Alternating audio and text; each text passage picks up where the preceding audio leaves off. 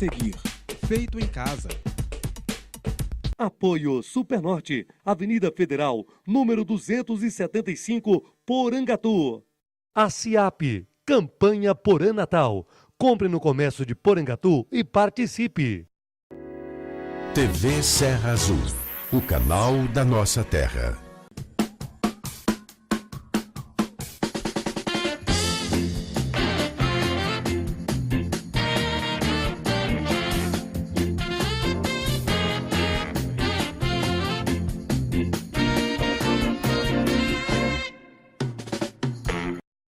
Olha só, se você é chefe de família e tem um orçamento doméstico apertado e sempre diz que sobra muito mês no final do seu salário, esse bate-papo vai ser muito interessante. Eu estou aqui com o Johnny Afonso, coordenador do curso de Administração de Empresas da FMG, que vai nos ensinar a preparar um orçamento doméstico mantendo as contas dentro do salário. E o melhor, com possibilidade de sobrar um dinheiro no final do mês. Johnny, bom dia, é um prazer recebê-lo aqui em nossa casa. O prazer é meu de estar vindo aqui na TV Serra Azul, estar discutindo sobre esse assunto de economia doméstica. Ok, primeira pergunta, qual é o segredo para que o meu salário não acabe no fim do mês? O segredo principal é fazer o planejamento, fazer uma organização em termos de receitas e despesas. Então, até para você verificar aonde você vai ter que fazer seus cortes para chegar até o final do mês. E como eu devo fazer esse planejamento? Esse planejamento, conforme a gente construiu aqui no quadro, ele é feito de duas formas. Primeiro você entra com as receitas, que está incluso seu salário, alguma venda, algum aluguel que você receba, e vem as despesas, que é aluguel, que seja o supermercado, alimentação, e por fim vai ter três resultados. Ou vai faltar, que é o fato de sobrar mais meses do que dinheiro, e aí também nulo quando é zero, mas é muito difícil chegar nesse resultado, ou quando com sobras que são positivas. Para cada um desses tem uma forma de ser trabalhado. O que a gente percebe na falta é que a dificuldade que a gente tem de gerar receita é maior do que de despesa. Então eu posso cortar as despesas, com isso eu vou me deslocar da falta para as sobras. E quando houver sobras, a gente vai ter um planejamento para utilizar essas sobras. Existe uma maneira de eu envolver a família nesse orçamento? A família é essencial no envolvimento do planejamento. Por quê? Vamos imaginar uma família, o marido, a esposa e 2 filhos, tem que negociar uma viagem, tem que negociar a escola que os filhos vão estudar, tem que negociar um tipo de alimentação, um lazer, e isso tem que ser divulgado na família, porque senão, vamos supor, o pai planeja, faz o planejamento e os filhos não vão executar, vão ficar chateados. Então, é como se fosse uma empresa, a nossa casa. Tem que ter a comunicação aberta para o desenvolvimento desse planejamento, essa execução desse planejamento. Tem que ter, então, a cooperação de todos na família. Isso. É tanto que quando for fazer o planejamento, é necessário estar toda a família e, principalmente, a preocupação de qual a função de cada um. Para quê? Para buscar aquele objetivo maior.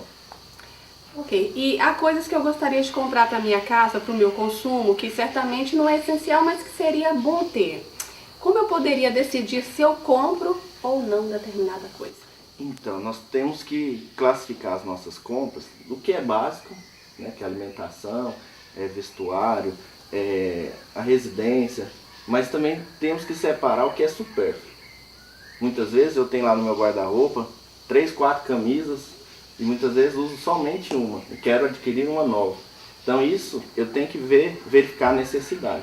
E muitas vezes a gente compra produtos sem necessidade. Um exemplo, se você for ao supermercado e você estiver próximo do seu almoço, você vai gastar mais dinheiro do que se você for no momento que você estiver já feito a sua refeição. Isso são dicas para facilitar você não cair nas tentações do mercado. Porque hoje com o marketing, nos força, quase que pegar o que está lá dentro da mídia, da televisão, da loja, das vitrines. Depende de controlar um pouco o ímpeto também, Johnny? Isso, eu até chamo assim que a economia doméstica ou a educação financeira é mais a psicologia do dinheiro. Que na verdade o dinheiro é apenas o transporte para saciar um desejo. Então eu tenho que me contentar os meus desejos, senão fica um pouco complicado. Certo. Então eu fiz um planejamento para o ano de 2011 e daqui 2, 3 meses já vai começar a sobrar uma graninha. O que eu devo fazer? Economizar? Eu gasto?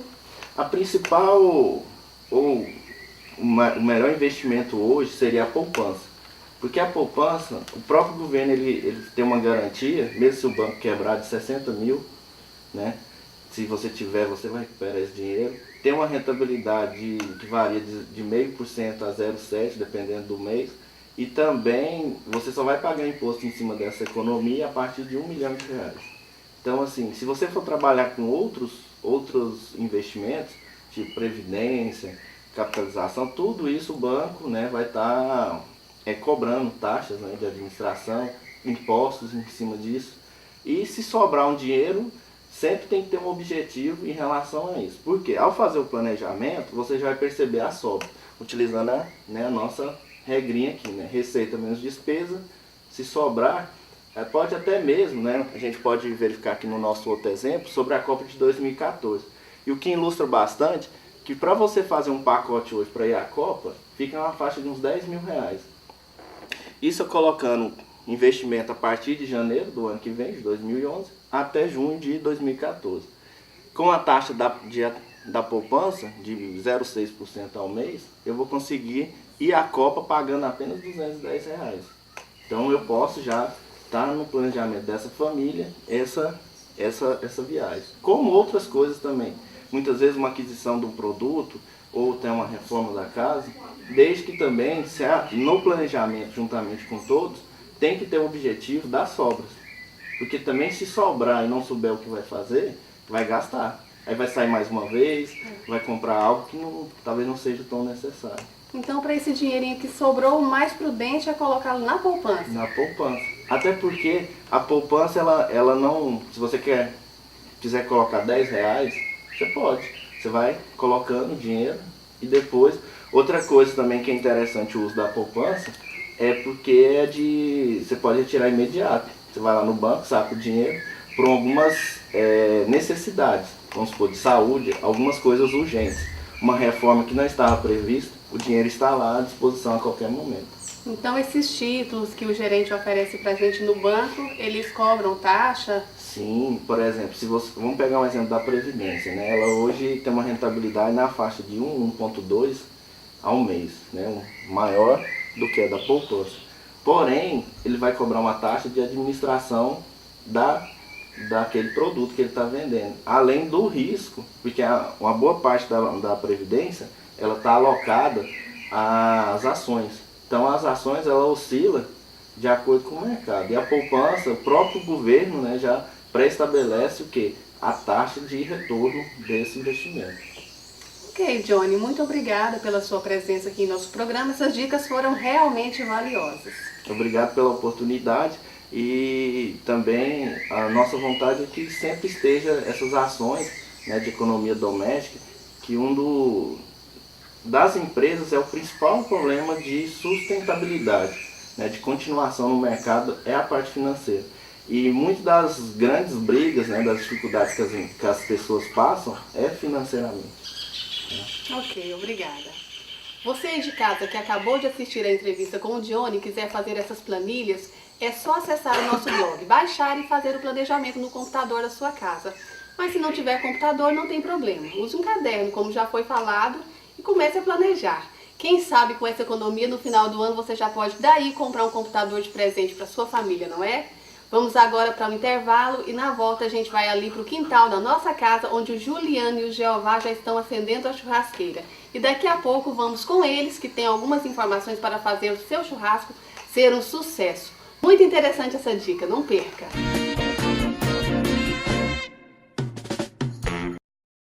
Ir ao supermercado pode ser prazeroso para alguns, mas para outros não é bem assim.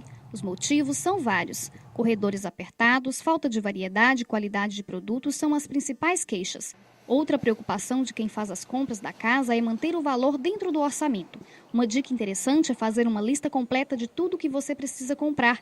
Isso ajuda a não esquecer nenhum item ou levar algum produto que ainda tenha em casa. Usar uma calculadora e criar um roteiro de compras dentro do supermercado é outra dica criativa. Assim você pode colocar no carrinho os itens de primeira necessidade e depois os outros produtos, sem extrapolar os limites. Evite também ir às compras com pressa. Dedicar um tempo às compras faz com que você escolha melhor os produtos, analisando bem o preço e a qualidade de cada um, antes de colocar no carrinho. Apoio Supernorte, loja nova, ampla, produtos baratos demais e 122 prêmios para ser sorteado para você. Compras para sua casa é no Supernorte, Avenida Federal, número 275, Porangatu. A ACIAP, Associação Comercial, Industrial e Agropecuária de Porangatu, é uma instituição que existe desde 1974 e tem como objetivo principal zelar pela classe de comerciantes e empresários de Porangatu. Ela tem um dever, de unir forças, e defender os direitos do comércio, dos prestadores de serviços que são associados a ela, e de organizar eventos, por melhoria do comércio, tipo uma Poranatal e uma FICAP, que é um dos maiores eventos que a Associação Comercial organiza hoje. Mas o trabalho da ACIAP vai além dos interesses específicos da classe e a força que a instituição tem hoje, graças a seus associados, faz com que as solicitações que atendam necessidades de toda a sociedade possam ser atendidas com mais agilidade pelos órgãos do governo. Várias coisas assim que a Associação Comercial já fez, já solicitou, um trânsito melhor, porque com o aumento da população e de veículos, a Associação Comercial já solicitou melhoria de trânsito, melhoria de ruas, isso é várias coisas, não posso citar nenhuma nem outra, mas a Associação Comercial, ela sim, com certeza, mediante ofício, mediante reuniões com o prefeito, com governantes, até mesmo com o governador, a Associação Comercial já teve reunião com o governador, para adquirir benefícios para a sociedade. A instituição realiza também diversas ações sociais, como a campanha de doação e distribuição de brinquedos na Semana das Crianças, doação de alimentos em algumas ocasiões e sorteios de prêmios, como a campanha do Poranatal, que acontece há 26 edições e vem para aumentar as vendas no comércio no final do ano.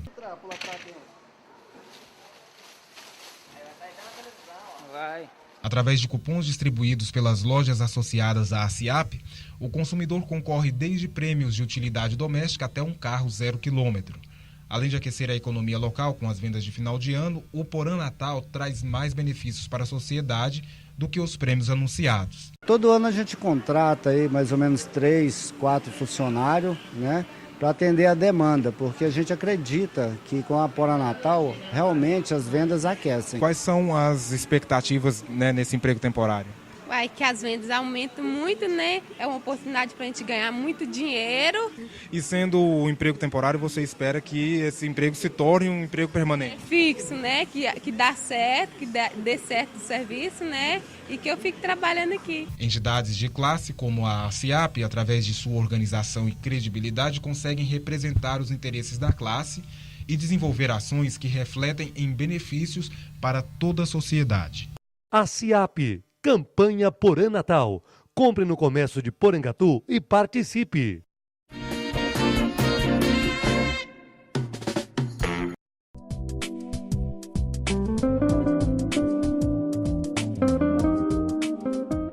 Olha só, gente, eu tô aqui no quintal do Feito em Casa, ao lado do Juliano e do Jeová, que vai nos ensinar a preparar um churrasco de sucesso, com dicas e informações muito interessantes.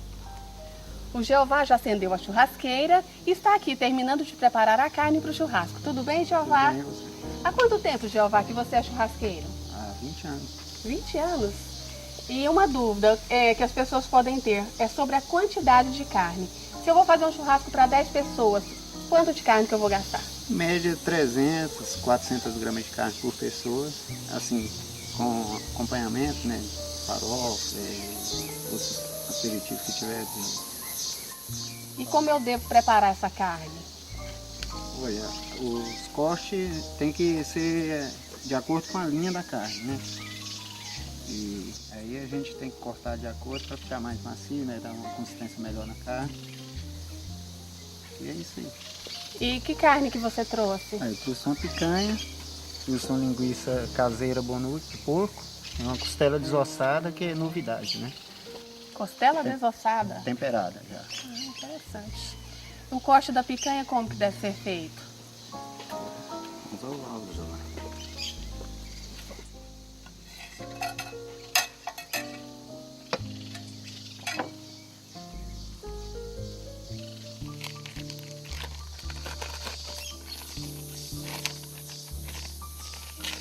Sempre olhar a linha da carne, né, a fibra da carne para cortar certo, porque geralmente tem uns cortes assim e tem outras linhas de carne que ela é meio pisada assim. Entendo. Né? Então a gente corta. Isso aqui geralmente é para grelha, né? E para espeto você pode cortar em média de 2 dedos para dar uns Para espeto mais largo um pouco. mais largo um pouco. Mais ou menos quantos centímetros de espessura? 2 centímetros. Em média 2 Para centímetros. espeto e para grelha você pode cortar em média de 1 centímetro, para que asse mais rápido, né? Essa questão da linha da carne, Jeová, como que é? Contra a fibra da carne, entendeu? Para que ela não fique dura no corte, que geralmente quando você corta uma carne a favor da fibra, ela fica dura. Então tudo tem uma ciência, tem um corte que você tem que fazer adequado para que a carne fique mais... Certo, e agora? E agora a gente tempera. Enquanto ele temperar a carne, eu vou bater um papo aqui com o Juliano. Juliano, a gente estava conversando ali e você me disse que além de saber preparar a carne, colocar no espeto, assar, enfim, fazer isso que o Jeová faz muito bem, é necessário ter um cuidado na hora da compra da carne. Que cuidados são esses? Olha, a primeira coisa é a origem que você está comprando. A carne tem que passar, o gado que vai dar origem à carne, lógico, tem que passar por um frigorífico, tem que ser inspecionado por um veterinário. Tá? Por que a razão disso? Tem N doenças que só o veterinário e alguns testes que são feitos com a carne processada dentro do frigorífico que vai garantir essa qualidade. Então, existe em algumas situações que ainda a pessoa acha interessante pular esse passo, por uma questão de preço, por uma questão de cultura. Tá? E nessa situação, ele está sendo prejudicado, porque ele ganha num fator, mas ele perde em outros. Por exemplo, a gente pode ter leptospirose, que é uma doença do rato, mas em alguns casos pode ter em gado. Tem brucelose, tem a vaca louca, que é uma proteína, tá? Que essa aqui é uma proteína. Temos as condições de vigilância, por exemplo, uma vaca clandestina, ela tem fezes, ela tem outras doenças, cisticercose. Então, se não passa por um processo. Um outro ponto importante é a conservação dessa carne durante todo o processo. Ela tem uma temperatura que ela deve ser preservada. A carne acima de X temperatura, acima de 4, 5 graus, já começa a entrar em decomposição. Em algumas situações muito específicas, que seria a carne maturada, isso é interessante, mas no dia a dia não. Então você tem que dar preferência aos produtos já embalados, produtos que quanto menos pessoas, depois que manipularem a carne, melhor é. Você diminui o risco de contaminação. Tá? Então hoje, quais as tendências que tem mundiais? É carne embalada, até o próprio bife, mas embalado a vácuo, ou no máximo em 72 horas ele deve ser consumido. A partir disso, você começa a perder, além de qualidades químicas da carne, você tem sabor, paladar. Tá? E quando que eu sei, quando eu chego no açougue, por exemplo, quando que eu sei que a carne é inspecionada? Olha, teoricamente, isso deveria ser em 100%, porém na prática não ocorre assim. Você tem que saber pela origem do local. Um fator muito interessante é preço.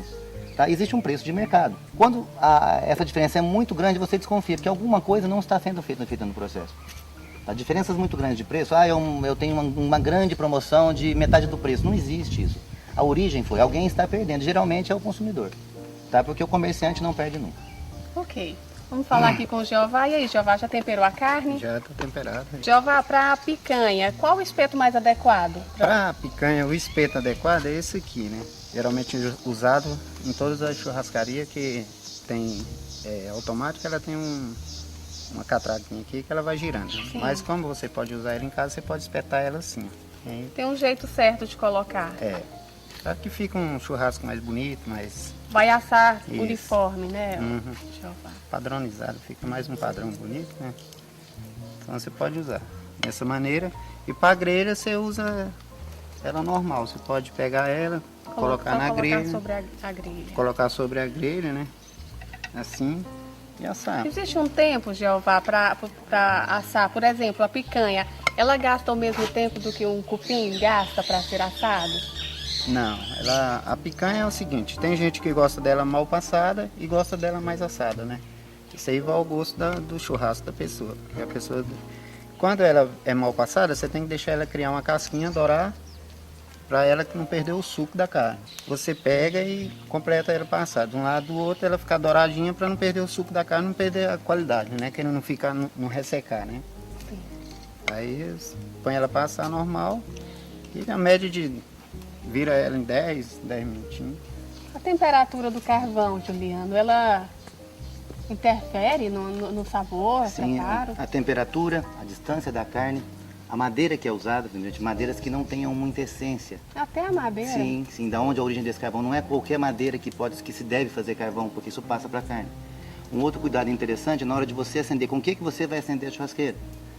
A gente hoje fala aqui uma coisa muito segura e muito simples, é o óleo de soja, tá? Porque se você usa óleo de motor, gasolina, querosene, o álcool é explosivo, então se deve evitar isso. Qual carvão seria mais indicado? Eucalipto. Eucalipto de carvão de eucalipto, preferencialmente de área reflorestada. E para acender, o que usaria de óleo? Segura? Você pode pegar um pão seco, colocar um pouco de óleo, ou mesmo você faz uma flor com papel, pode ser um papel guardanapo, você faz isso aqui, dobra um pouquinho. Jeová, por favor, o óleo.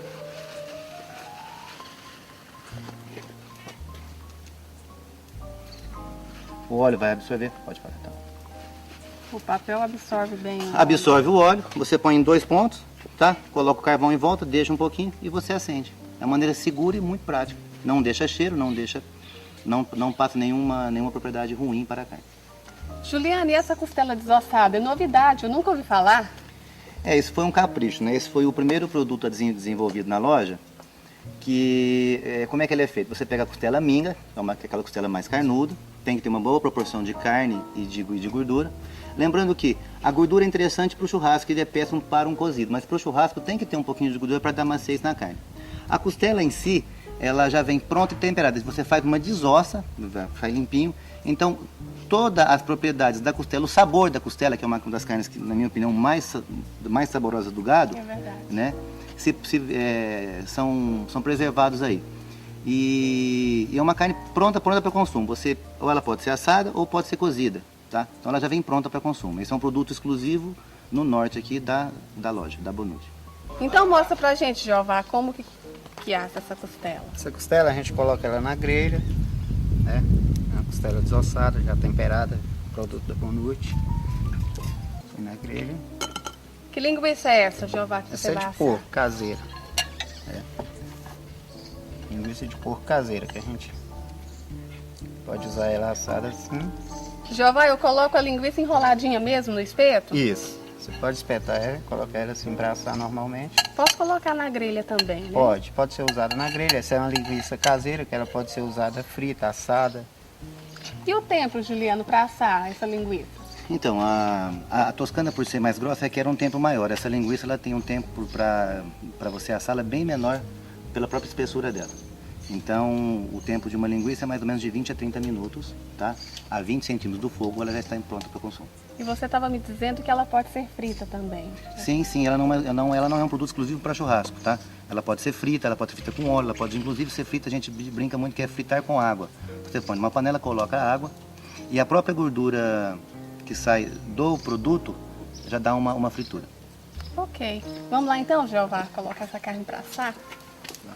Existe uma faca específica, Juliano, para o corte, para ficar um corte bem legal para esse churrasco?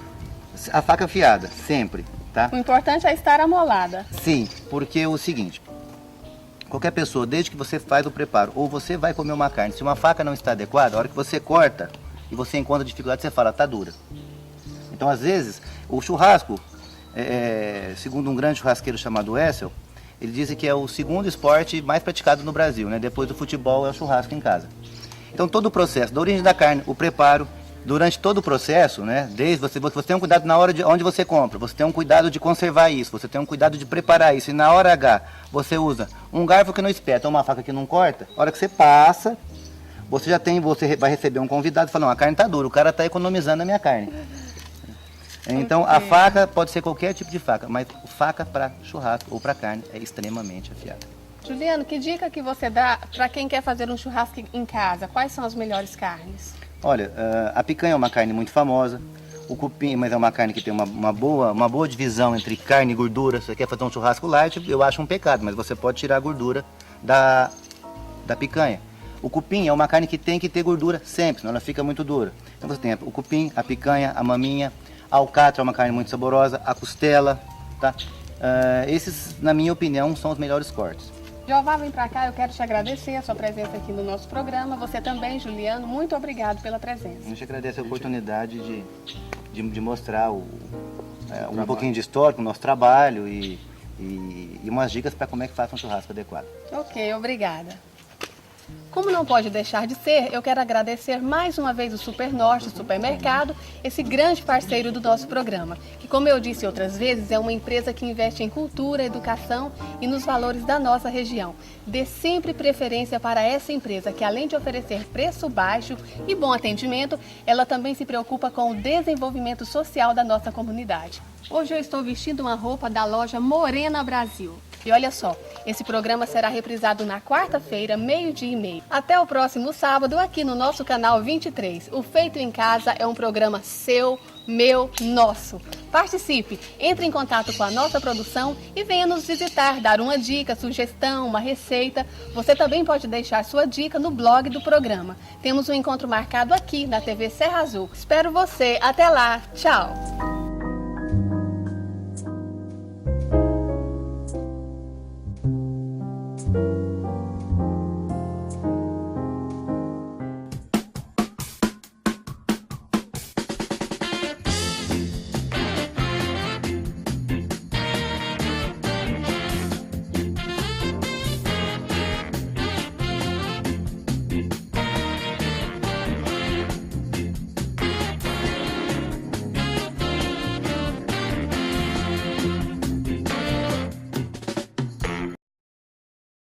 Apoio Supernorte, Avenida Federal, número 275, Porangatu. A CIAP, campanha Porã Natal. Compre no comércio de Porangatu e participe. TV Serra Azul, o canal da nossa terra.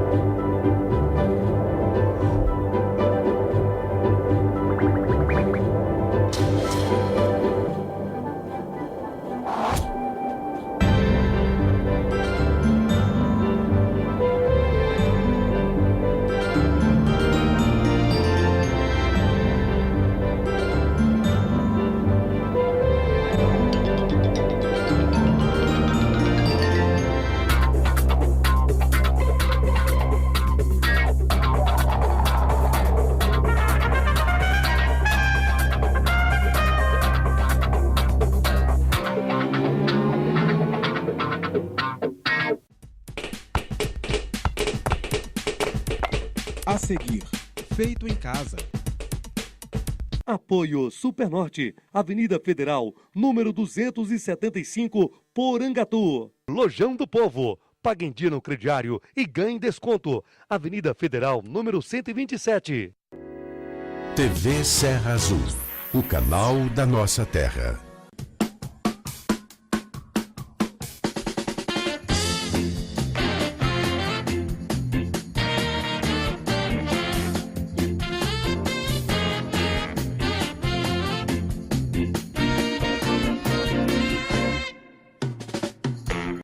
A vida ensina. Se você pensa que sabe, que a vida lhe mostre o quanto não sabe. Se você é muito simpático, mas leva meia hora para concluir o seu pensamento, que a vida lhe ensine que explica melhor o seu problema aquele que começa pelo fim. Se você faz exames demais, que a vida lhe ensine que doença é como esposa ciumenta. Se procurar demais, acaba achando. Se você pensa que os outros é que são sempre isso ou aquilo, que a vida lhe ensine a olhar mais para você mesmo.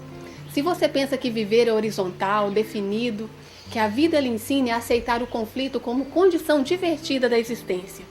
Se você pensa que disponibilidade com paz não é felicidade, que a vida lhe ensine a aproveitar os raros momentos em que a paz surge. Que a vida nos ensine a nunca dizer as verdades na hora da raiva.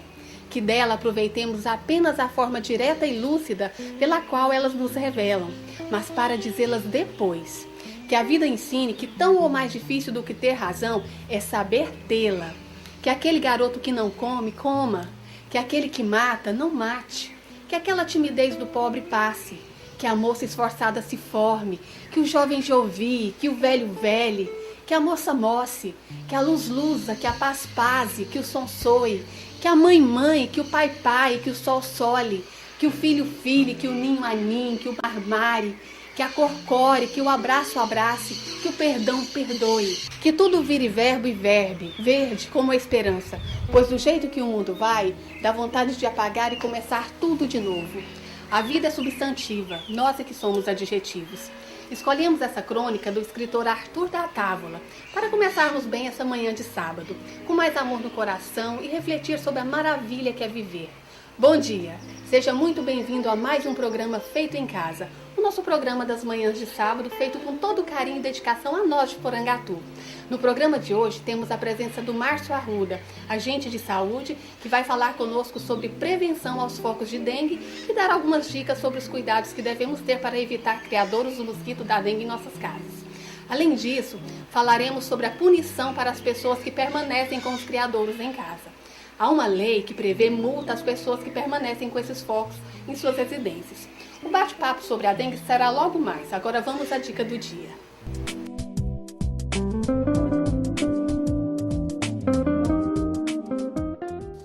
Hoje nós vamos aprender a restaurar tamboretes. A dona Hilda Gomide está aqui e vai nos ensinar o passo a passo de como restaurar com uma arte muito bonita. Então, se você tem aí na sua casa um tamborete, uma cadeira velha, você vai aprender a deixá-lo novinho em folha. Bom dia, dona Hilda, tudo bem? Bom dia. É um prazer recebê-la aqui. Prazer é meu. Dona Hilda, explica pra gente, como é que se reforma um tamborete? Como que a senhora aprendeu? Olha, primeiro vem a necessidade. Quando você vai tendo um móvel velho, ou você quer buscar uma forma de reformar. E eu tive um treinamento com uma pessoa e daí pra frente eu comecei a deslanchar na pintura e eu busquei mais informações em Goiânia, fiz diversos cursos. Então mostra pra gente, dona Hilda, como que funciona essa técnica.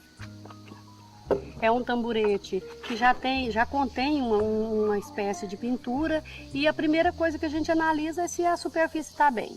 Como eu tenho que reformar, tenho que tirar esse preto para dar a coloração que eu quero da pátina, então eu vou usar um removedor para tirar essa tinta preta. Nós vamos precisar de um pincel para estar passando o removedor nas pernas do tamborete, um removente que pode ser thinner, água raiz, um produto que vai tirar o restante, os resíduos daquela tinta. Depois nós vamos precisar de lixa e só então é que nós vamos passar para a pátina em si. Então o primeiro passo é você deslizar o pincel, molhar primeiro no removedor e deslizar o pincel numa camada bem generosa, fazendo idas e vindas, para que ele venha agir, né? E você vai ver que dentro de 5 minutos, 15 minutos, ele já está na hora de você fazer a raspagem daquele material que você não deseja na peça. Olha como você tira. É de 3 a 5 minutos a reação que você deseja do produto.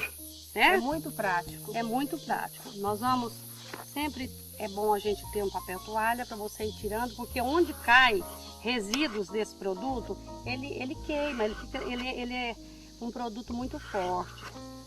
Depois que nós fizermos toda a raspagem, aí eu vou ter que limpar aqueles resíduos que ficam, porque senão depois esse resíduo vai grudar no pincel. E como a base é branca, normalmente a peça tem que estar limpa. É o primeiro passo que você tem para deixar a peça limpa, é passar o produto chamado água rasa ou thinner, qualquer produto que vá remover o restante. Se você não tiver nada disso, até um pano molhado, úmido que você passar, você vai tirar o resíduo. Ele está sem nenhum resíduo preto, o pouco que tem vai ser coberto pela tinta branca que nós vamos usar como base. Então agora nós vamos para o outro passo, que é lixar. Você vai passar a lixa nos veios da madeira. O que é veios da madeira? Nada mais é do que você pegar um sentido que a madeira tem, e se você observar, se você fizer assim, é como se fosse a trama de um tecido.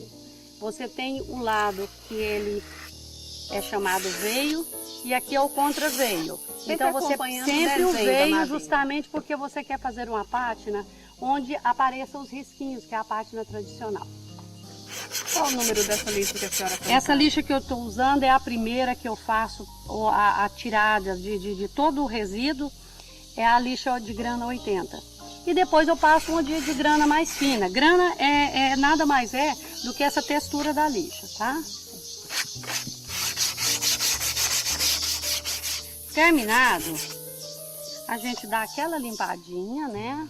Que pode ser com um pano úmido, para tirar o pozinho. Para tirar o pozinho da lixa. Deixa toda a superfície no momento assim de você realmente pintar. Depois de tudo lixado, nós vamos preparar a tinta. Coloquei aqui a tinta PVA e mais ou menos 10% de água é o que a gente dilui quando a tinta é PVA. Quando ela é acrílica, ela tem uma diferença. A acrílica ela é bem encorpada e exige um pouquinho mais de água, até às vezes 30%. Nós vamos usar uma trincha, tá? E aqui é só esse material que nós vamos gastar. Nós podemos começar por aqui. Ó, você pode escolher o local, você vai deslizar o pincel nos dois sentidos, mas não fazendo assim. Por quê? Porque os veios da madeira, ele tá aqui, ó. Então eu tenho que acompanhar os veios para depois eu conseguir listar a tinta que vem cobrindo a pátina. Às vezes tem madeira, basta 2 demãos. E com a secagem é rápida? A secagem é de 2 a 3 horas entre as demãos. Mas desde a primeira mão, Hélida, você vai já tentando cobrir todas as frestas daquele banquinho ou daquela cadeira. Nós vamos partir para preparar a coloração. O pigmento é fácil de achar, nada mais é do que o pigmento daquele estilo usado em parede, né? Os materiais que nós vamos precisar, vocês viram, eu aproveitei o restante da tinta diluída para fazer o fundo. Em seguida eu usei o pigmento laranjado juntamente com o PVA e fiz a tinta que eu preciso. E vamos usar para complementação da pátina essa esponja, que um lado ela é bem macio e o outro ela é abrasivo. Você deslizar o pincel sobre a camada branca, tendo cuidado de pintar rápido, porque você tem que pegar a tinta molhada e deslizar, fazer o deslize da... Olha, como já sai o efeito riscadinho, tá vendo?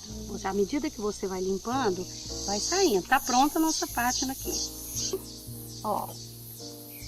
Aí você vem, em seguida, ainda com ela molhada, você passa e vai tirando. Nós vamos passar para a pintura do tampo. A pintura do tampo nós escolhemos a pátina esponjada por ser uma pátina de fácil composição junto com a riscadinha. Tá? E nós vamos precisar de 2 tonalidades. Ainda aproveitando essa tinta escura, eu jogo ela em outro recipiente e dou uma clareada com aquela que eu trabalhei anteriormente, porque eu preciso de 2 tonalidades do laranjado. Eu preciso de um laranjado mais claro para compor a parte a primeira parte da pátina. Em seguida eu preciso somente, nós temos aqui a esponja, que pode ser a esponja marinha e a esponja comum. A esponja comum nada mais você faz do que fazer alguns recortes para fazer a imitação da esponja marinha. Eu gosto muito da esponja marinha justamente porque ela me dá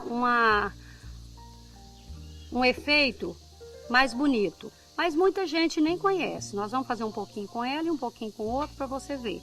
O importante é que qualquer uma que você for usar, ela esteja umedecida. Então você molha primeiro lá, né? Tira o excesso no papelzinho. Tira o excesso.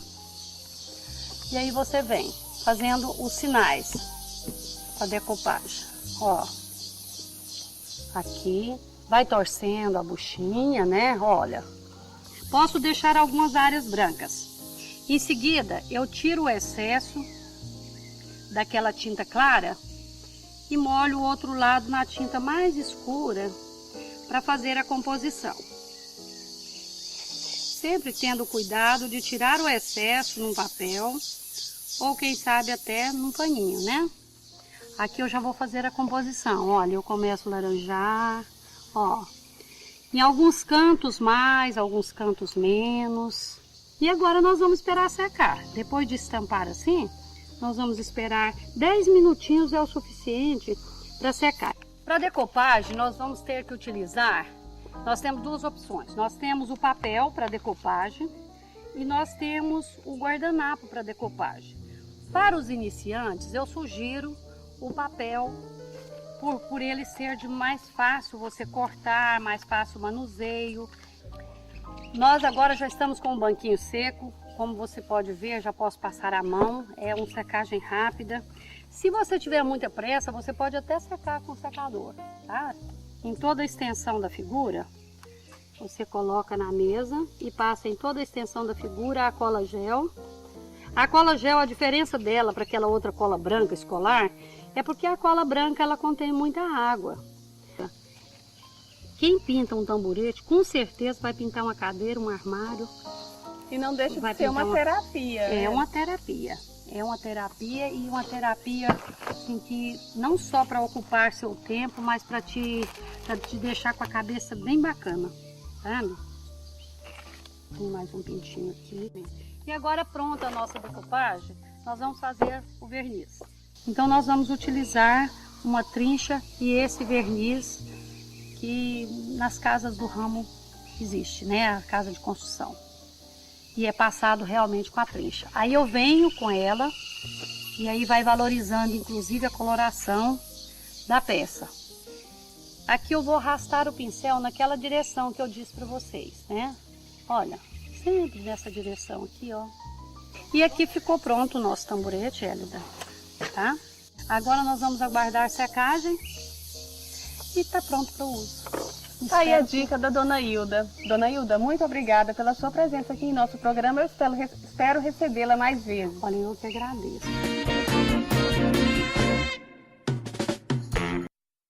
Ir ao supermercado pode ser prazeroso para alguns, mas para outros não é bem assim.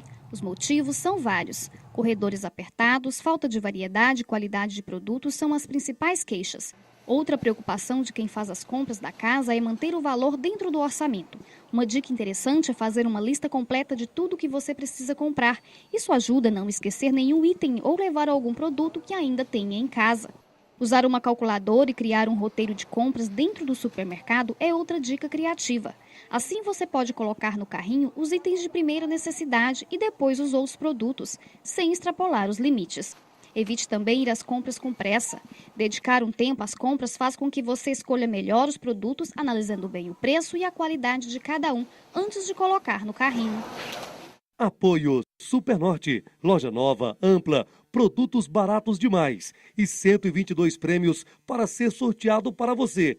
Compras para sua casa é no Supernorte, Avenida Federal, número 275, Porangatu.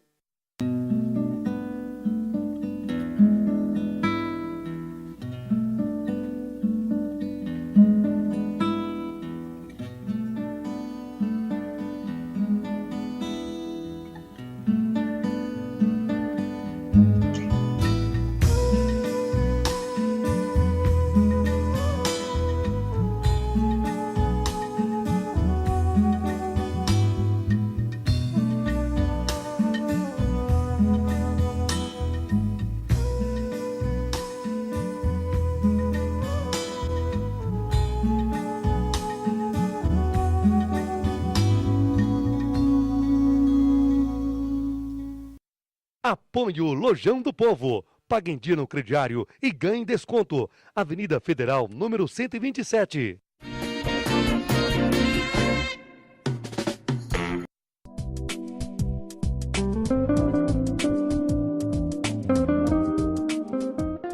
Bem, já estamos de volta aqui na nossa sala. No meu lado está o Márcio Arruda, que é agente de saúde e trabalha no combate à dengue na nossa região.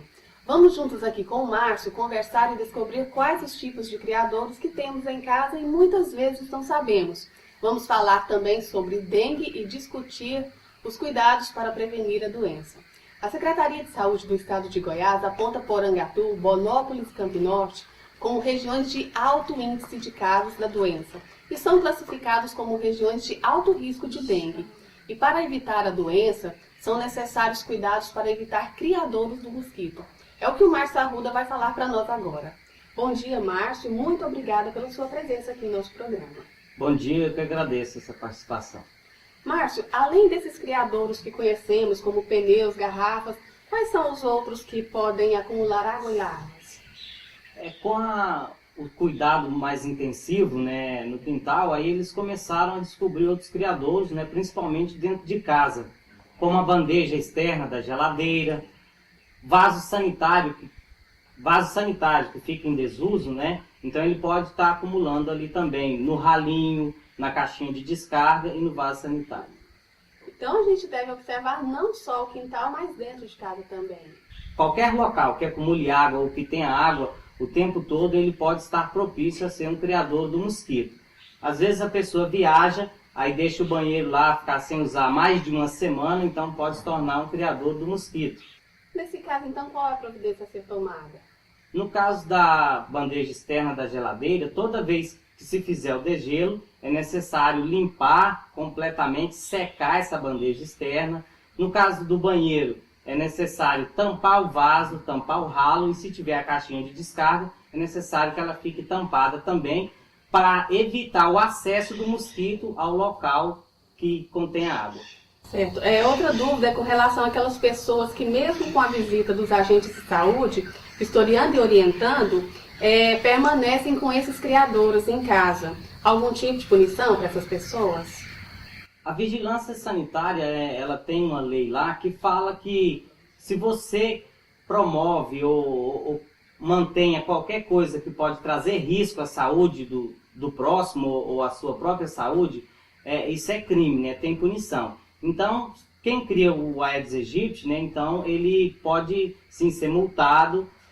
Primeiro, essa pessoa é notificada a estar resolvendo esse problema, a eliminar esse criador. Se essa pessoa, nesse prazo, não eliminar esse criador, né, então já vai passar aí para o Ministério Público e ele sim, né, deverá punir de acordo lá com as leis. O Ministério Público é quem aplica a multa?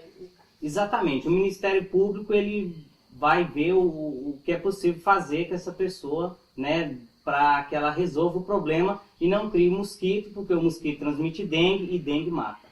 Qual a maior dificuldade que os agentes de saúde encontram na visita à casa das pessoas? Algumas pessoas não recebem o agente de combate à dengue, outras recebem mal, não acompanham o trabalho, né? E outras, às vezes, recebem bem, mas também não seguem as orientações. Então, a maior dificuldade é essa, é a pessoa, o morador, se conscientizar que tem que receber bem o agente de combate à dengue e seguir as suas orientações.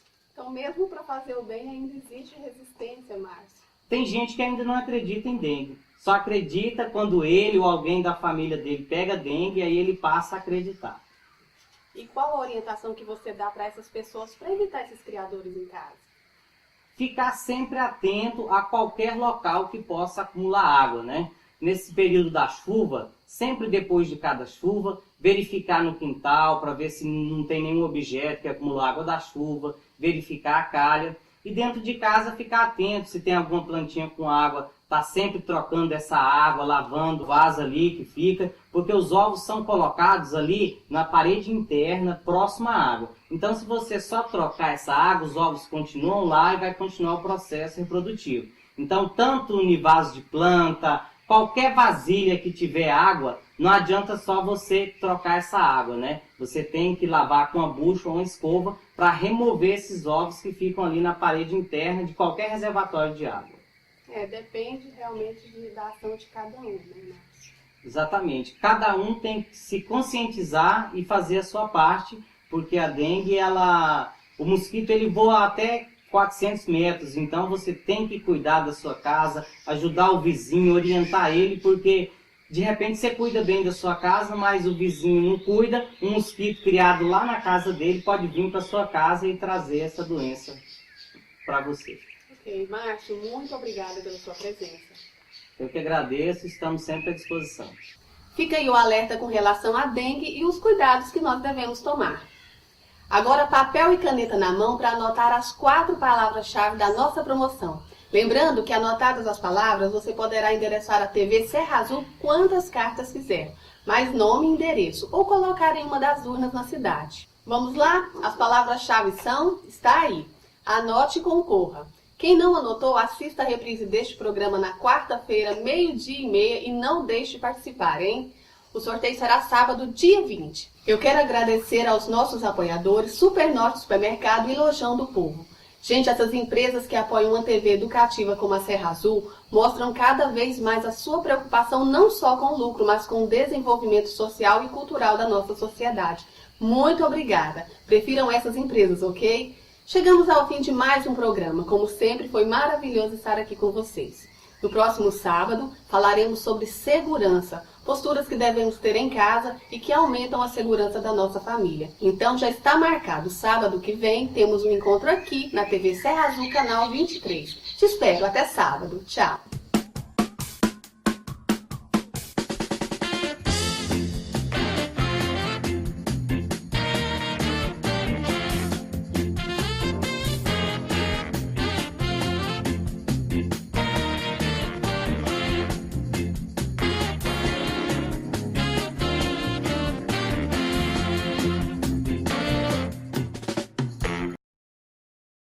Apoio Supernorte, Avenida Federal, número 275, Porangatu. Lojão do Povo, pague em dia no crediário e ganhe desconto. Avenida Federal, número 127.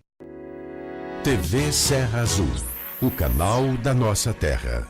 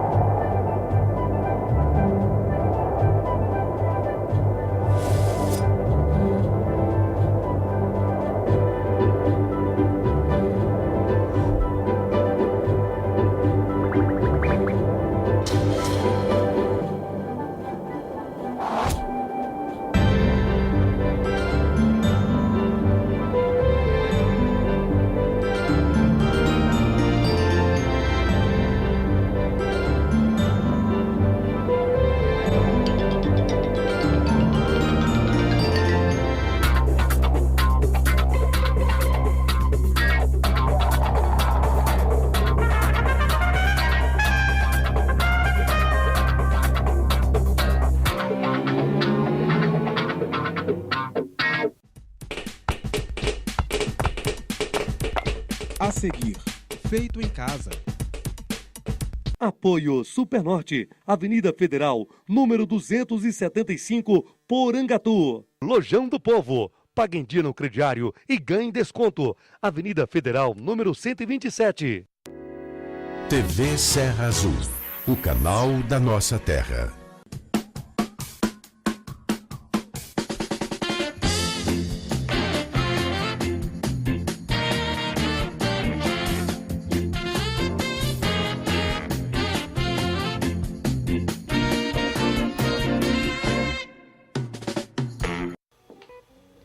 Bom dia, está entrando no ar mais um programa Feito em Casa, que recebe hoje a Cláudia, que é manicure, e a Ana Cláudia, que é farmacêutica. Sabe o que elas vieram fazer aqui em nosso programa? Falar sobre o cuidado com as unhas. E olha só, esse assunto não é só para mulheres, porque os homens também devem ter cuidados com a estética e principalmente com a saúde das unhas. Então aproveita e chama o maridão aí para assistir o programa junto com você. Com o início da primavera, nada melhor que prestigiar a exuberância e beleza das flores, e a explosão de cores que invadem essa estação. Como não podia ser diferente, a dica de hoje é sobre uma família de plantas que encantam as pessoas, as orquídeas. E eu fui numa exposição e fiquei maravilhada com o que vi.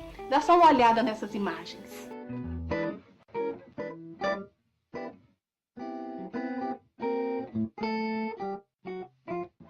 São lindas, não são?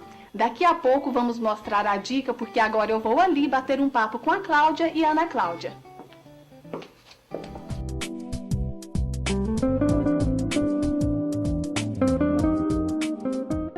Bom dia, muito obrigada pela presença de vocês aqui no nosso programa.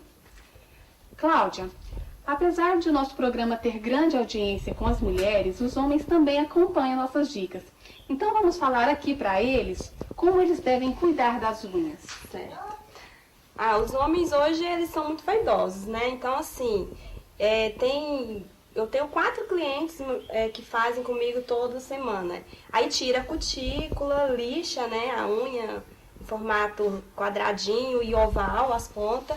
E tem no mercado uma base que é só para os homens. Ela é fosca, ela não tem tanto brilho como a que as mulheres usam. E aí eles acham muito bom, né? Que fica natural, a unha limpa, fica aciada. E as mulheres também apreciam bastante. Então tá acabando esse preconceito de que homem não gosta de fazer as unhas? Com certeza. Ok. E como eu disse antes, estamos na primavera, mês das flores e das cores. Conta pra gente quais são as cores da estação. Agora tá usando muito a Penélope Charmosa, né? Que saiu uma coleção dela. Antes da Penélope saiu a coleção dos 7 pecados, que são os vermelhos, né? São 7 vermelhos muito bonitos, muito usados. Agora tá na tendência dos rosa. Rosa bem forte, aqueles mais fraquinhos. E a tendência dos mais escuros. Tem aqueles fosco, que tá usando bastante. E nas novelas também tem muito esmalte de cores bege, que tá usando bastante também. Sempre acompanha um pouco também a tendência das novelas, né? O que tá usando nas novelas, o pessoal quer usar. Aí as clientes chegam, eu quero aquele esmalte que fulano tá usando na televisão, eu quero igual. Aí a gente tem que correr e comprar, né? A gente que trabalha assim, com muita pessoa, muita gente, tem que ter sempre coisas novas. Entrou no mercado, você tem que ter, que senão você fica para trás. Então essa coleção Penélope que você disse, são rosas? São os rosas, são vários rosas que tem da Penélope Charmosa. E você tem alguma dica para conservar o esmalte nas unhas por mais tempo? Sim, eu tenho várias dicas, né? Cada manicure segue uma tendência, né? Tem um seu segredinho, né? Eu tenho um que eu aprendi quando eu fui em Goiânia, num congresso que teve de manicure. E eu não posso contar, né, gente? É meu segredo, meu segredo. Aí se alguém quiser descobrir, tem que fazer minhas unhas comigo, né? Mas tem um que quase todas as manicures usam, né? Quando você passa o esmalte na unha, você pega o algodãozinho enrolado no palito, aí você passa nas beiradinhas das unhas, tirando o excesso de esmalte que fica passando, né, aqui essa beiradinha. E isso conserva o esmalte um pouquinho mais também. Então esse excesso que faz o esmalte quando você vai pegar alguma coisa, né, e bate a unha, aí já descasca, porque tá passando aquele pedacinho, né? Aí quando aquele pedacinho tá limpinho, você pega e tem a tendência de durar mais um pouquinho o esmalte na unha. Interessante. Muito interessante. E além dessas cores, eu sei que você realiza um trabalho especial, que é praticamente uma obra de arte. O que você tem feito com mais frequência? Eu criei uma rosa, né? Eu inventei uma rosa e fica como uma rosa mesmo. É um vermelho, uma tinta vermelha, que você mistura as cores. Então essa assim, as clientes pedem muito. Eu quero aquela rosa, eu quero a minha rosa. E eu faço muita rosa, botões, né? Eu faço muita. Mas é muita coisa. Hoje em dia, qualquer risquinho que você faz na unha se torna uma obra de arte, né? Um desenho, é tendência. Quanto mais coloridinha tiver, mais bonita fica. Você pode mostrar pra gente essa Com arte? certeza. Ok, então enquanto você faz a unha da nossa convidada, a Rayane, eu vou conversando aqui com a Ana Cláudia. Ana, que bom que você veio. Muito obrigada, Elida. É muito bom estar com você aqui e com você, espectadora. Mas me fala uma coisa. Normalmente, as mulheres têm muito cuidado com as unhas das mãos e dos pés. Já os homens, normalmente, não têm essa preocupação. Mas quando se fala em saúde, alguns mitos e até preconceitos devem ser deixados de lado. E por esse motivo, os homens devem ter, sim, atenção especial para as mãos e os pés. Por que, Ana Cláudia? Olha, as unhas das mãos e dos pés, tanto faz se são de mulheres ou homens, não é só uma questão de estética, de beleza, é também uma questão de saúde. É uma porta de entrada de micro-organismos no nosso corpo. Então, elas estarem limpas, bem cuidadas, é de fundamental importância.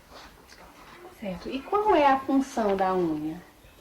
A unha é como uma pele que é modificada na ponta dos dedos. Ela fica rica em queratina e endurece. A função dela é proteção dos dedos.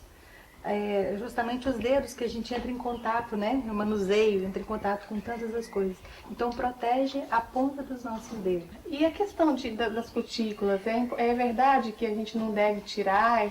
Ela serve de proteção também para evitar... A cutícula serve de proteção para evitar entrada de micro-organismos, principalmente de bactérias. Nós vamos ver mais tarde sobre a questão do inheiro. Mas quem mexe muito com água, com produtos cáusticos, deve evitar tirar a cutícula. E as unhas também podem indicar sinais ou sintomas de algum problema de saúde que requerem maiores cuidados? Sim. As unhas, sempre quando temos alguns problemas mais sérios de saúde no nosso organismo, a gente tem a reflexão deles nas unhas e nos cabelos. Então, a unha, a gente tem que estar sempre atenta a ela. Se tem algum processo de descamação, ou se ela está um pouco mais fraca, algo não vai bem, você precisa de dar uma olhada com o seu médico. Pode ser alguma manchinha também, acontece de aparecer alguma manchinha na unha, ou só aquela unha que fica soltando? Sim, nós temos alguns tipos de manchas que já são onicomicoses, que são ataques na unha pelo fungo. Aí já são algumas doenças características das unhas. Existem doenças que atacam e prejudicam o desenvolvimento das unhas?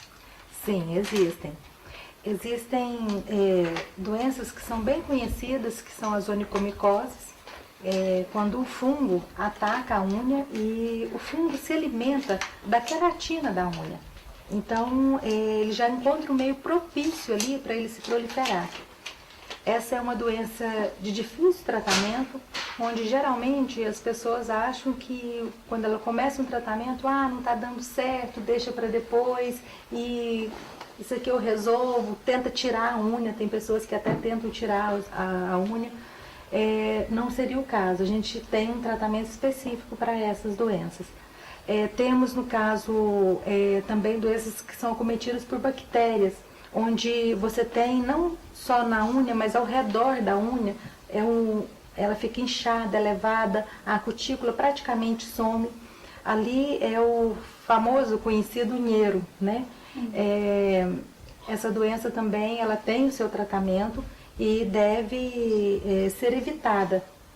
Como eu disse anteriormente, as pessoas que utilizam muito água, pessoas que lavam roupa, mexem com produtos cáusticos, e elas devem evitar tirar a cutícula para não ter esse problema com o inheiro.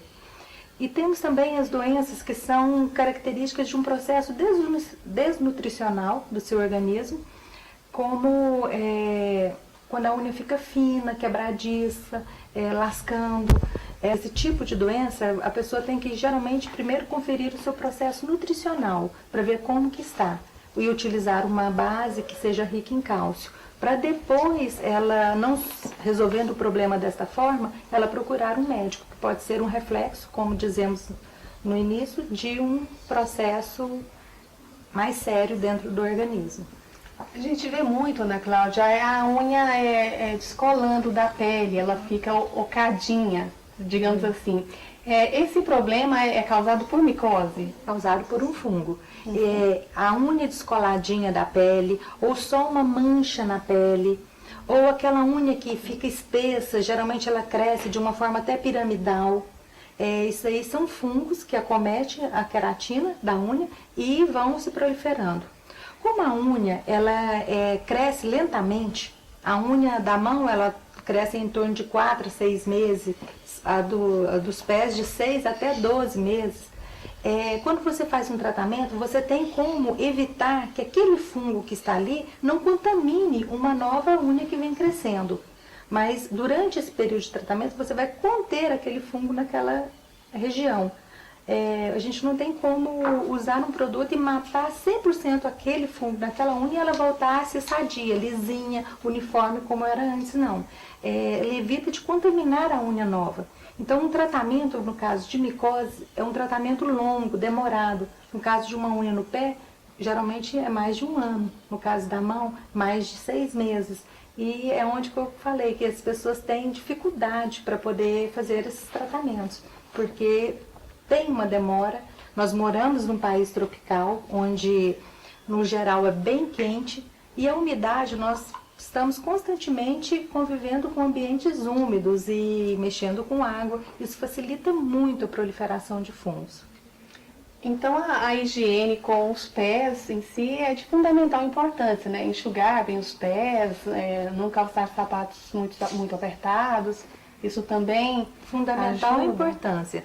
Sempre que molhar os pés, secá-los devidamente, procurar evitar usar constantemente sapatos fechados, tendo que usar sapatos fechados, preferir meias de algodão, onde absorve melhor o suor.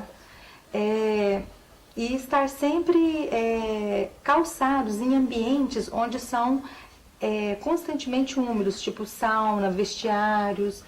E como os esmaltes e os removedores de esmalte contêm suas fórmulas elementos químicos fortes, as pessoas podem ter alergias a estes produtos, né, Ana Cláudia? Existem esmaltes e outros produtos para unhas que são antialérgicos? Existem. Os esmaltes, eles contêm, geralmente tem determinados esmaltes que contêm formol e tolueno, que são produtos que são alérgicos para a maioria das pessoas. Hoje nós já temos acetato de metila no lugar da acetona, temos os esmaltes hipoalergênicos no mercado. Então, se a pessoa manifestar alguma irritação ao redor da unha, passa o esmalte, fica incomodando, coçando, deve-se evitar aquele esmalte e procurar um esmalte hipoalergênico. Ana, mas qual é o tratamento indicado? No caso das onychomicoses, utiliza-se antimicóticos tópicos na forma de cremes e também hoje já temos no esmalte. Quando a pessoa vai fazer a unha, ela já aplica um esmalte que contém um antimicótico. Na maioria das vezes, só isso não é necessário. Dependendo de como está o estado da unha, precisa-se também de tomar um antimicótico via oral. No caso do unheiro, é necessário lavar as unhas com uma solução bactericida e evitar, durante esse período, utilizar esmaltes na unha, mantê-las sempre bem secas e, se for utilizar alguma coisa que mexe com água, calçar uma luva antes.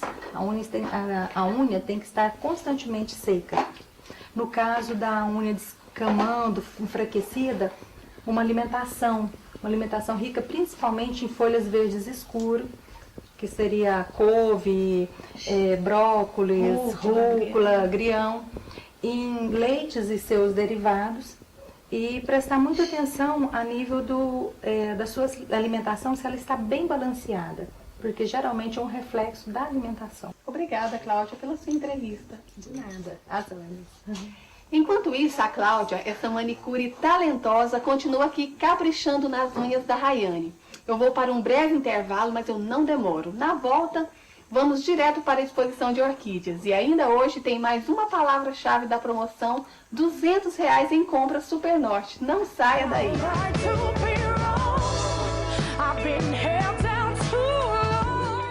Ir ao supermercado pode ser prazeroso para alguns, mas para outros não é bem assim. Os motivos são vários. Corredores apertados, falta de variedade e qualidade de produtos são as principais queixas. Outra preocupação de quem faz as compras da casa é manter o valor dentro do orçamento. Uma dica interessante é fazer uma lista completa de tudo que você precisa comprar. Isso ajuda a não esquecer nenhum item ou levar algum produto que ainda tenha em casa. Usar uma calculadora e criar um roteiro de compras dentro do supermercado é outra dica criativa. Assim você pode colocar no carrinho os itens de primeira necessidade e depois os outros produtos, sem extrapolar os limites. Evite também ir às compras com pressa. Dedicar um tempo às compras faz com que você escolha melhor os produtos, analisando bem o preço e a qualidade de cada um, antes de colocar no carrinho. Apoio Supernorte, loja nova, ampla, produtos baratos demais e 122 prêmios para ser sorteado para você. Compras para sua casa é no Supernorte, Avenida Federal, número 275, Porangatu.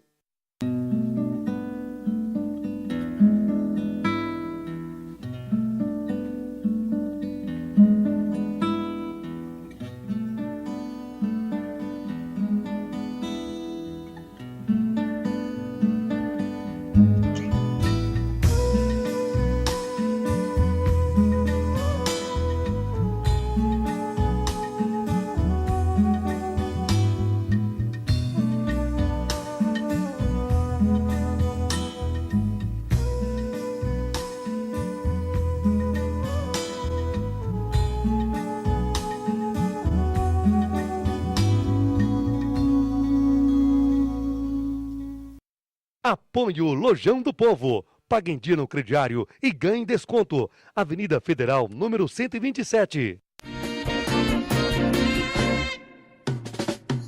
Estamos de volta e como eu prometi no programa passado, hoje eu estou aqui numa exposição de orquídeas. Nós vamos conversar com o Rubenildo, que tem um orquidário e vai nos ensinar como cuidar dessas plantas lindas, como cultivá-las. Não é mesmo, Rubenildo? Isso. Deve ser um sonho cuidar dessas plantas tão graciosas. É muito gratificante, é um trabalho muito gostoso mesmo, trabalhar com as orquídeas.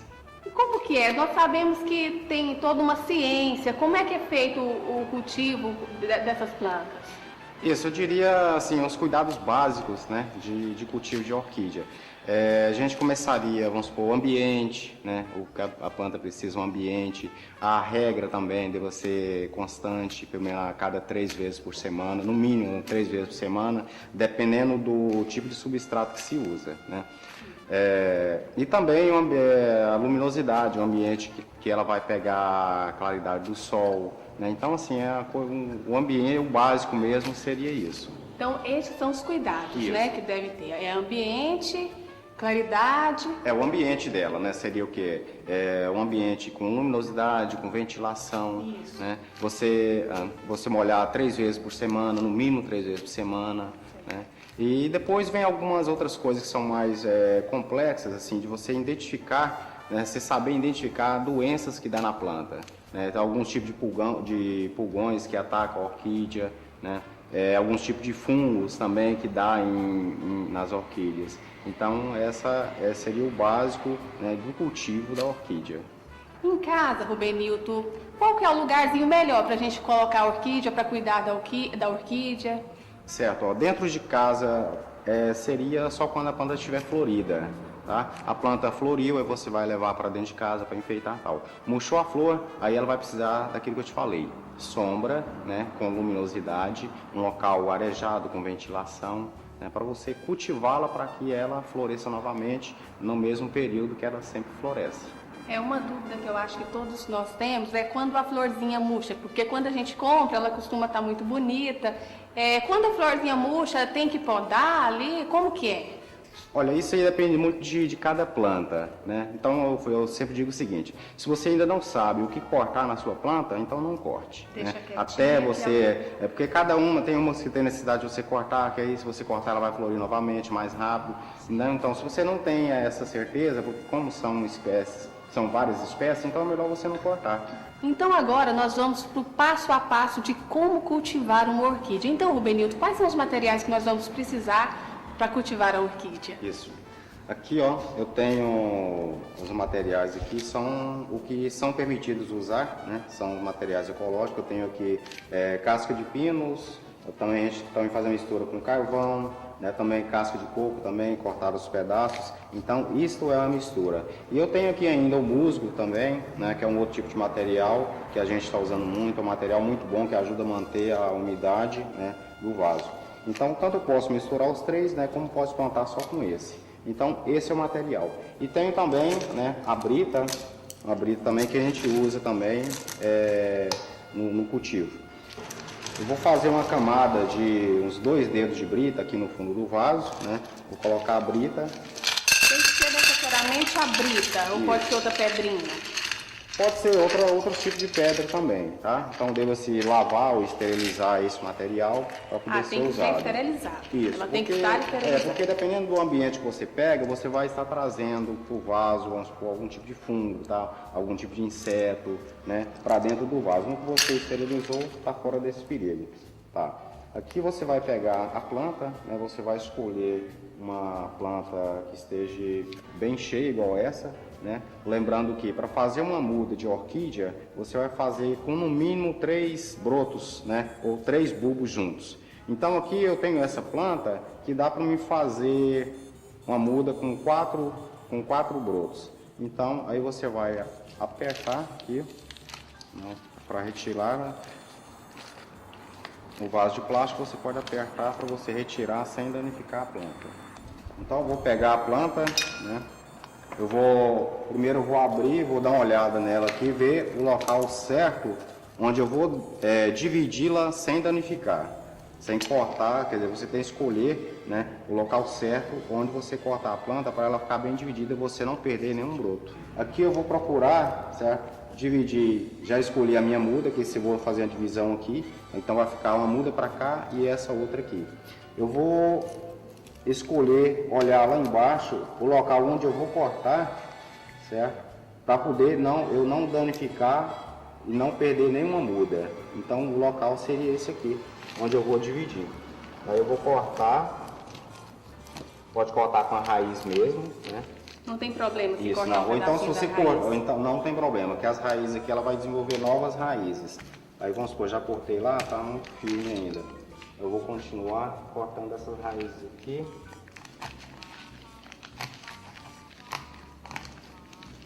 Aqui o cuidado é para você não quebrar brotos que tem aqui embaixo. As raízes não tem problema se você cortar.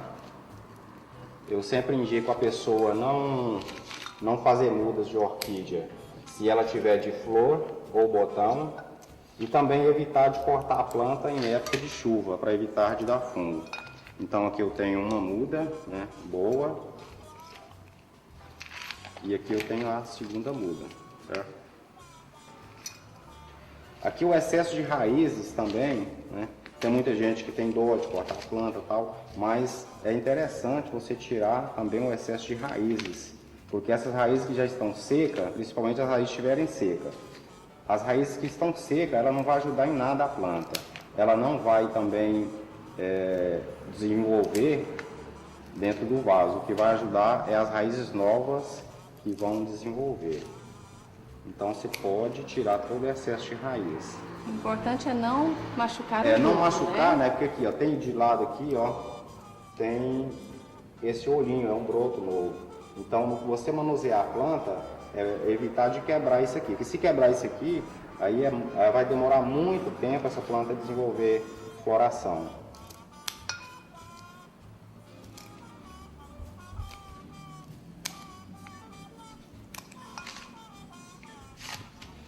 Aí eu já coloquei a brita, certo? Eu vou olhar então, ver onde estão os brotos novos, que é onde a planta vai desenvolver, e vou dar o espaço maior do vaso à frente desse broto, né, que seria aqui. E aqui agora eu vou completar o vaso, né, com o material. Eu posso misturar, né, esses dois juntos. Seria interessante, tá? Quando você for plantar, você já colocar numa vasilha com água e deixar esse material umedecer, para você plantar com o material umedecido. Fica até melhor também de plantar. Aqui você vai colocando, né, e vai apertando um pouco. Se a planta tiver raízes novas, se você puder proteger para não quebrar essas raízes, é interessante. Agora, se quebrar também, não tem problema. Mas se puder proteger a raiz nova para não quebrar... Interessante, não vai terra, né? Não, a orquídea não usa terra. A orquídea, igual eu te falei aqui, você vai colocar simplesmente só uma camada de brita no fundo do vaso. Você pode apertar com mais força, mais longe da planta. Quando chegar perto, você diminui a pressão. E aí é só completar. Esse material, ele, como é um material bem mais leve, tá? A planta, e também não adianta você apertar muito, que a planta não vai adiantar, ela vai continuar sempre, né, sempre balançando. Aí a gente usa as estacas, né? Você pode usar estacas para você firmar a planta até que ela desenvolva raiz, né? Para evitar do vento ficar balançando, né? Você pode usar uma estaca ou um arame também, você amarra o arame, coloca o arame na borda do vaso, prende na borda do vaso, para você fixar.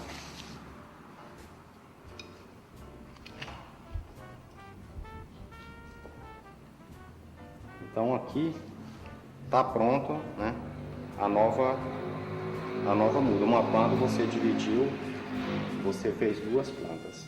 Essa outra aqui você pode plantar em outro vaso. Essa traseira, essas partes assim, ó, que já estão mortas, que estão feias, também você pode remover da planta, né? Que ela não vai servir de nada, pode até estar atrasando a planta. Você pode retirar, né?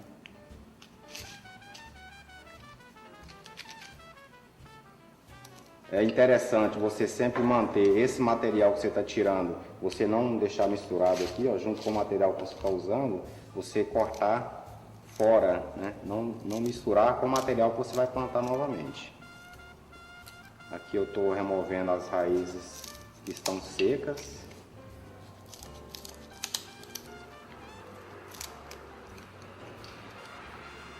Lembrando que elas devem ficar na sombra, né? Justamente, o ambiente da orquídea, ela precisa, toda planta precisa de luminosidade, né? Precisa da luz do sol, tá? Mas não diretamente na planta, você pode, através de uma sombra de uma árvore, a planta vai receber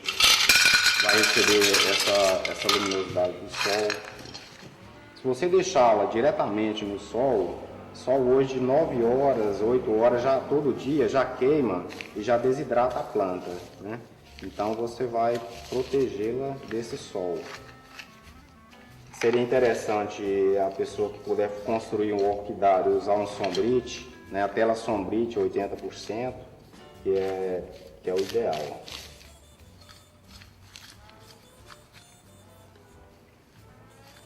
Aqui fazendo mais uma muda, agora usando mais o musgo, que ajuda a manter mais a umidade do vaso. Aqui nessas mudas, quando você fazer uma muda nova, fazer uma divisão de uma planta, seria bom você usar, tem os adubos também que a gente usa nas plantas, né? Seria bom você usar um adubo enraizador até que a planta desenvolva raízes novas, para depois você começar um adubo de floração, para estimular a floração dela mais rápido.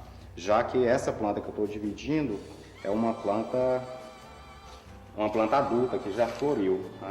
E que adubo seria esse?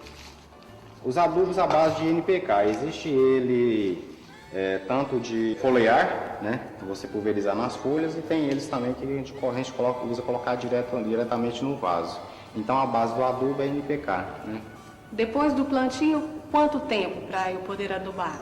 Você já plantou, você já pode colocar o adubo de enraizamento.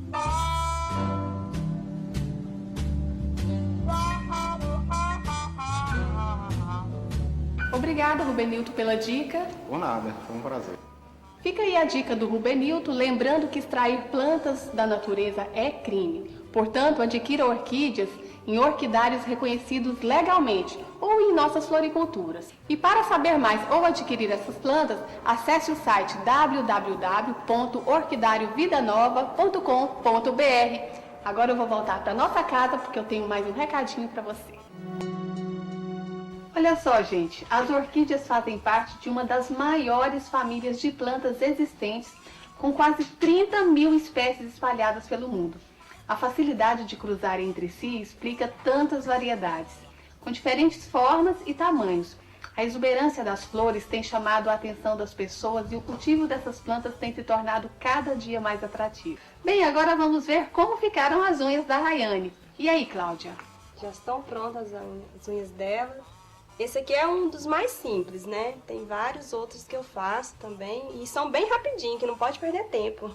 Ficaram lindas. Obrigada. Parabéns, Cláudia, pelo seu trabalho. Muito obrigada pela sua presença aqui em nosso programa. Eu que agradeço a todos vocês. Rayane, obrigada pela sua presença aqui em nosso programa. Eu que agradeço. Ficaram lindas suas unhas. Obrigada. Agora chegou o momento que todo mundo estava esperando. A palavra-chave para a promoção R$200 em compras no Supernorte. Anote a palavra aí, ela está aparecendo aí no seu vídeo. A palavra-chave de hoje é... Pronto, anotou? Então lembrando que esta é a segunda palavra-chave. Você precisa anotar 4 palavras-chave e enviar quantas cartas quiser para o nosso programa. O endereço também está no vídeo. Essa promoção é um oferecimento do Supernorte, o supermercado parceiro do nosso programa. Bom, gente, esse programa será reprisado na quarta-feira, 12:30. E no sábado que vem teremos um novo programa com a presença da doutora Sara Sunamita, psicóloga, especialista em crianças e adolescentes, e vai falar conosco sobre a hora que nós, pais, devemos passar responsabilidades para os nossos filhos. Eu espero você. Até lá.